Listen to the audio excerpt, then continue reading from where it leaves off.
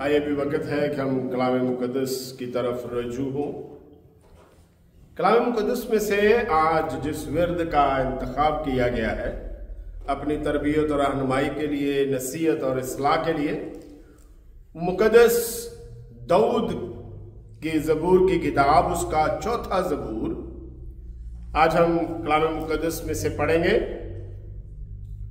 मुक़द्दस दाऊद नबी का लिखा हुआ ज़बूर, उसका चौथा ज़बूर आज हम पढ़ेंगे, पहली आयत से लेकर उसकी 8वीं आयत तक।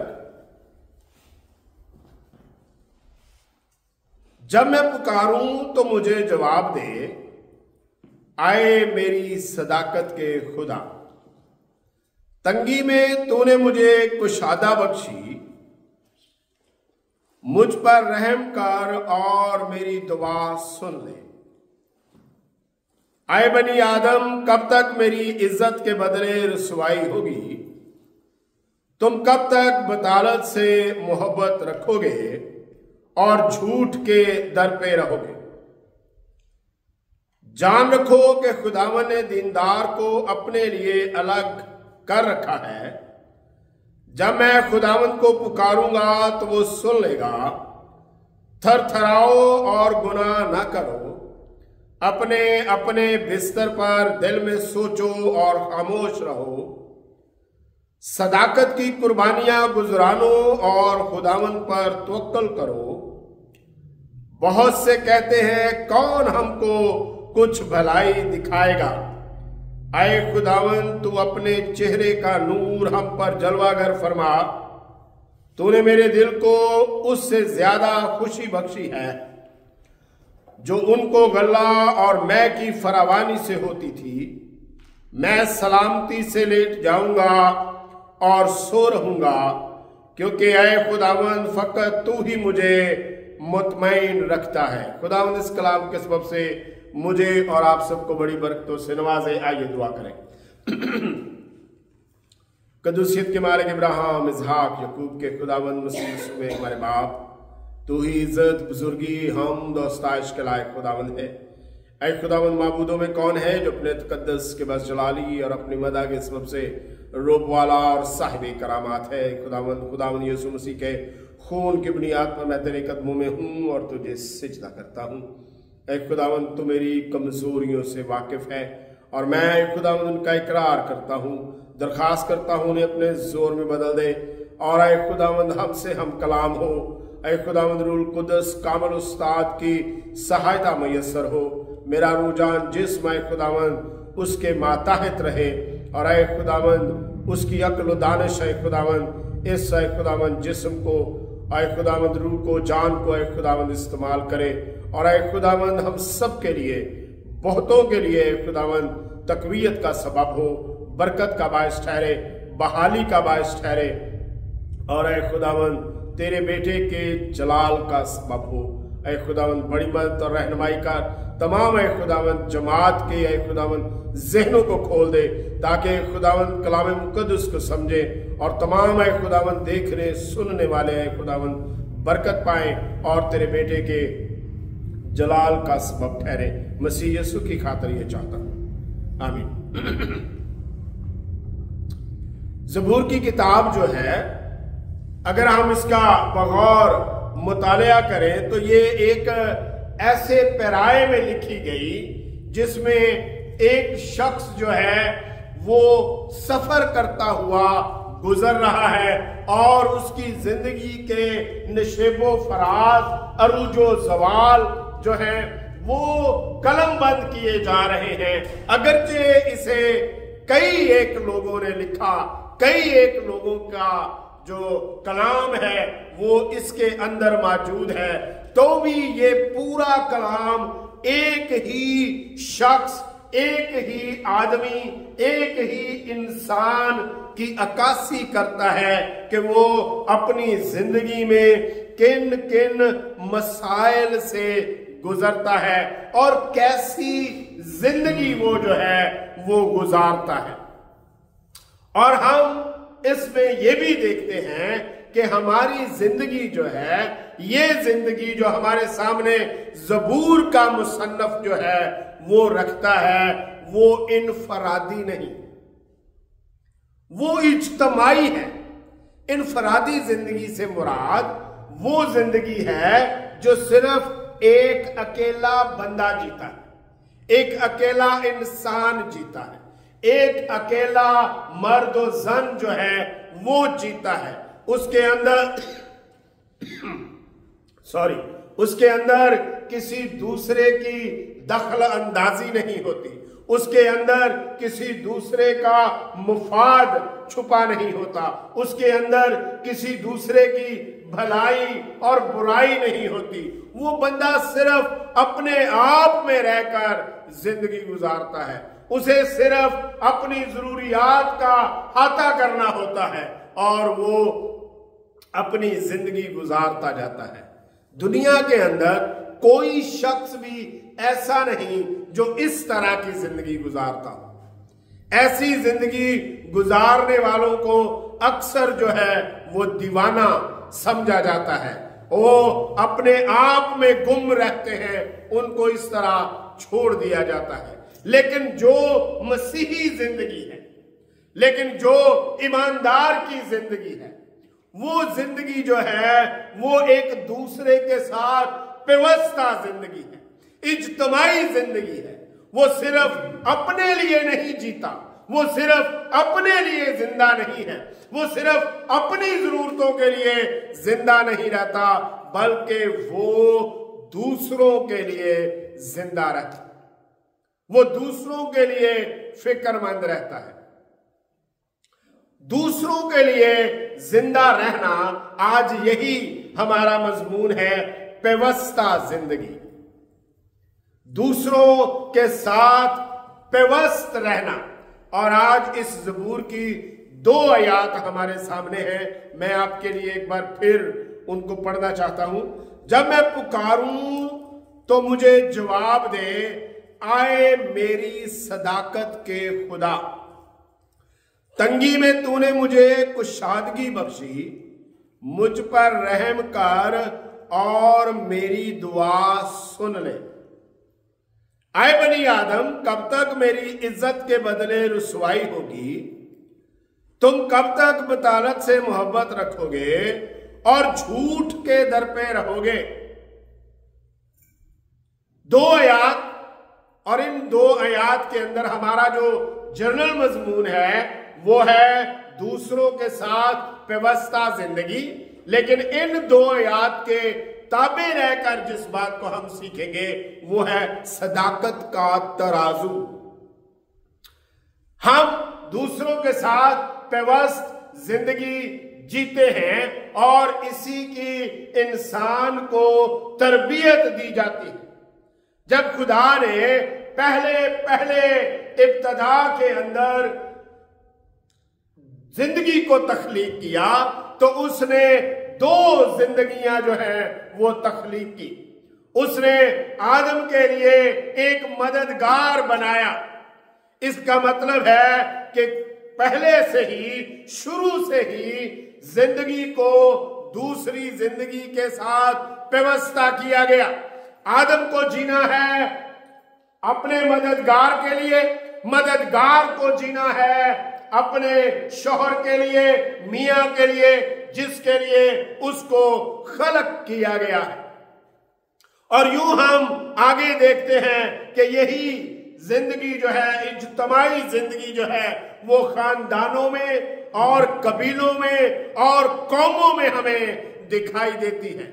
और जिन कौमों, खानदानों और कबीलों के अंदर ये जिंदगी नहीं है, पेवस्ता जिंदगी नहीं है, जो अपने अपने लिए जीते हैं, जो खानदान अपने अपने लिए जीते हैं, जो लोग अपने अपने लिए जीते हैं, जो कबीले अपने अपने लिए जीते हैं, वो बहुत नुकसान उठाते हैं।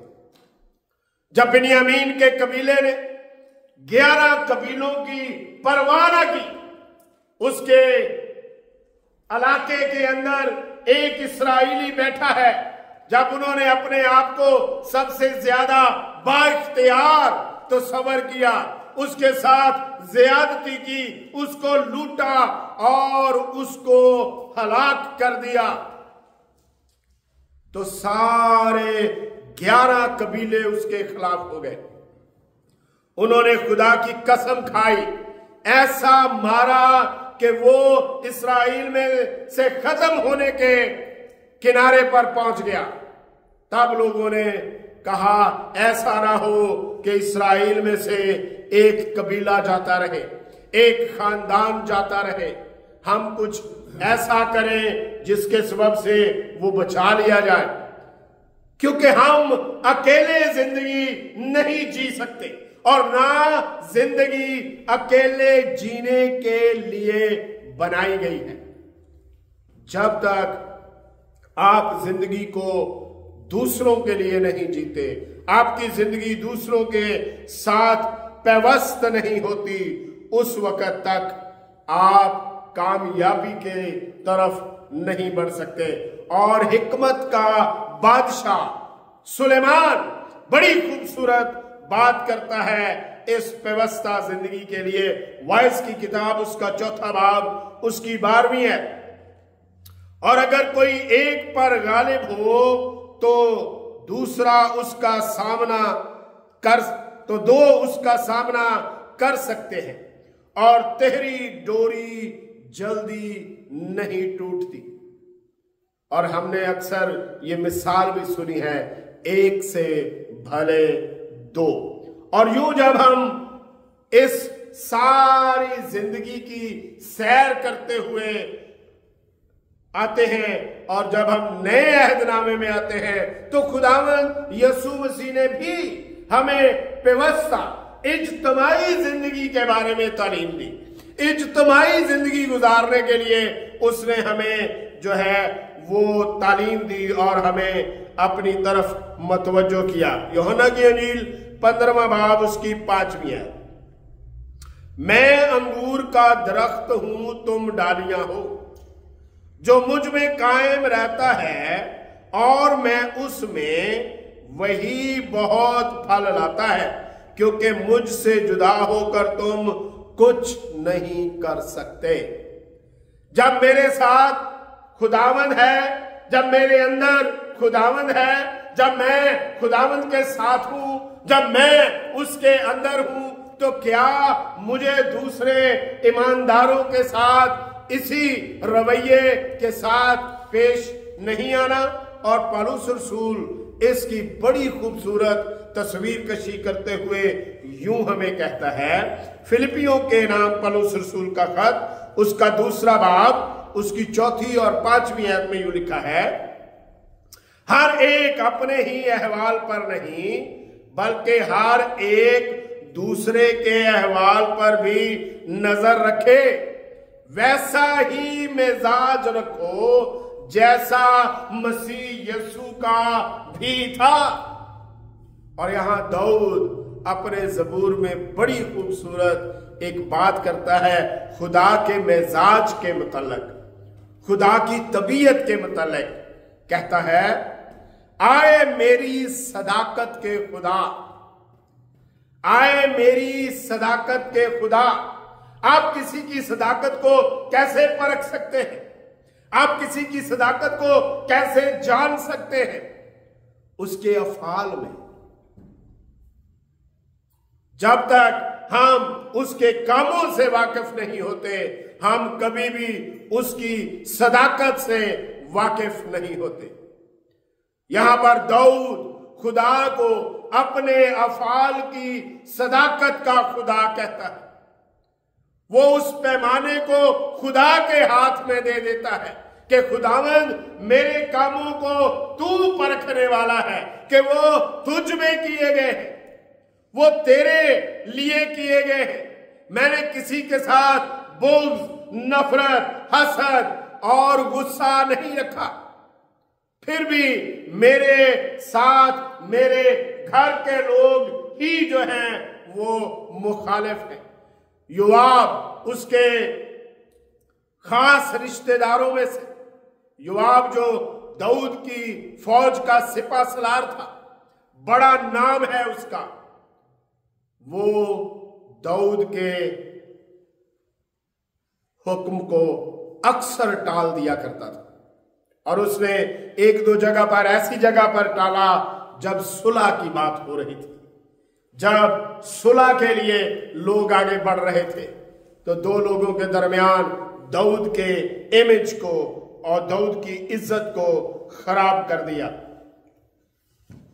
इसलिए दाऊद अपनी सारी जिम्मेदारी, अपने सारे काम, अपनी सारी तबीयत खुदावंद की तरफ लगाता है और उसे कहता है, तू मेरी सदाकत का खुदा है। और जब खुदावंद यीशु मसीह के इन अल्फाज पर हम गौर करते हैं जो पौलुस रसूल की तरफ से हमारे पास आते हैं कि वैसा ही मिजाज रखो जैसा मसीह यीशु का भी था, क्या हमने अपने लिए ऐसा मिजाज किसके खिलाफ रखना है और किसकी फेवर के अंदर, किसकी मदद के लिए जो है उस मिजाज को अपनाना है?